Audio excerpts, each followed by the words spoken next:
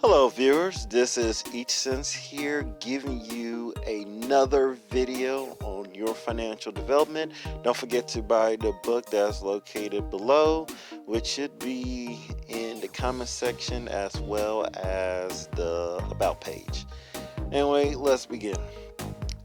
Now, many times you will typically hear people say, be a producer, not a consumer. Okay, and typically the message is you don't always want to keep spending your money. You always want to make something and people will come to you and buy your products and you become financially quote unquote independent and secure. Here's a problem with that statement. Okay, production is intertwined with consumption and vice versa. When you produce something, it is always a derivative of things that were consumed previously. Okay, so let's take for example something very disgusting, but fecal matter. Okay, where does fecal matter come from? It comes from consumed organic material that you ate, and it's been broken down for it to become eventually produced fecal matter. Okay. Now, why am I talking about this disgusting aspect? Okay. Well, the same thing happens in business. How do you create a business? Well, you have to get a business structure, which costs money. And what do you have to do? You have to spend money, which is a form of what? Consumption. See, the thing is that you will always consume, right? And you will always produce. The problem is, and particularly in the United States of America, is that we have tied consumption and production to just money as well as wealth. That's not necessarily the case, okay? When you are, watching television, you are consuming television, okay? But think about it this way. Colloquially speaking, if you are watching quote-unquote educational programs or you are watching things for your own self-development, you will never hear people as much say, hey, you are consuming that content. They're going to give you positive affirmations such as, oh, you're doing well, you're doing great. You need to continue on investing your time into these programs or other activities. Because at the end of the day, investments is still a form of consumption. And without you consuming, there won't be any production. Okay? Think about the world's biggest companies. They always have billions of dollars going in and billions of dollars going out.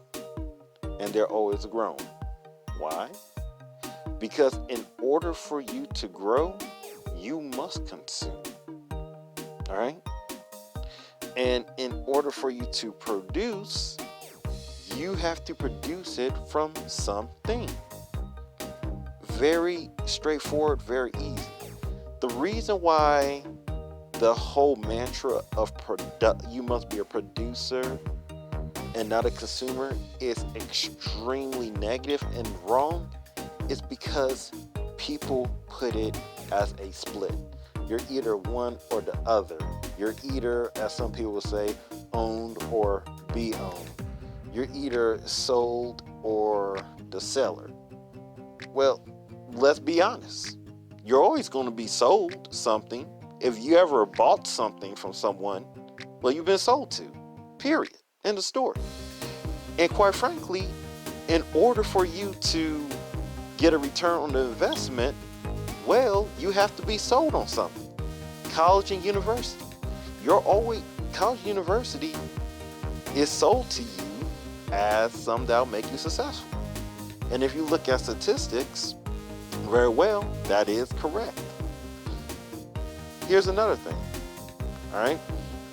When you become antiquated with the idea of a producer and consumer working together, what you need to ask yourself is, how do I consume well instead of bad? And how could I consume something, well, produce something good instead of bad? Okay? You can consume, let's say, negative media or negative philosophies, which will then in turn allow you to produce negative ideas and negative philosophies. If you're constantly watching people being sad, people always dying, people always complaining, okay? Sooner or later, it will seep into your subconscious to always think about people always dying and people always suffering and people always complaining. Now, let's say we consume quote-unquote good content that's always discussing how to be happy, how to be optimistic, or how to be a go-getter. Well, eventually, it will seep into your subconscious to help you to be happy, to be a go-getter, to be ambitious, etc. So you can do what? Produce things that are related to that. Now, this is not going to happen overnight, but you can start it. You can be disciplined to keep it going, and eventually it will turn into a habit, which is something that you want to do. And one of the most important things that can ever happen, which sounds weird, but one of the things that can be great is that you are able to eventually develop a habit where you're able to work so much that you're uncomfortable not working. A lot of people wish that they don't have to work anymore.